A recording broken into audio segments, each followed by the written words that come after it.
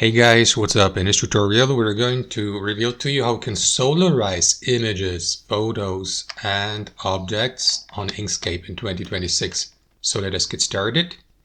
So guys, let me navigate to this example document here. Let me zoom in.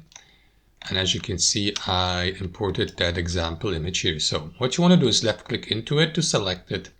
Next, click into the filters tab here at the top and choose the uppermost option, which is filter gallery. Here you will be redirected to that overview of the filter gallery that can be applied to your document. And from that list to the left, navigate to color. And what you want to do here, guys, is browse through that list to find the Solarize filter. So let me find it. It should be somewhere here in the middle, or rather at the bottom. So we're getting closer to it.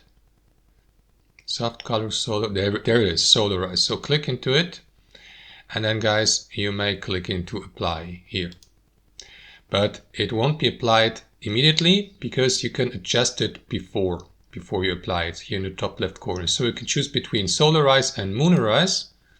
One of these, you can enable the live preview, and before you click into apply, you may adjust also the hue rotation here.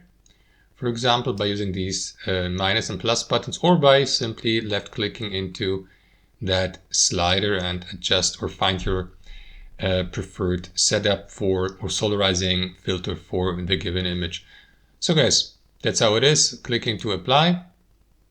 After that, you may close these windows, and that's your solarized image. Thanks for watching and have a wonderful day.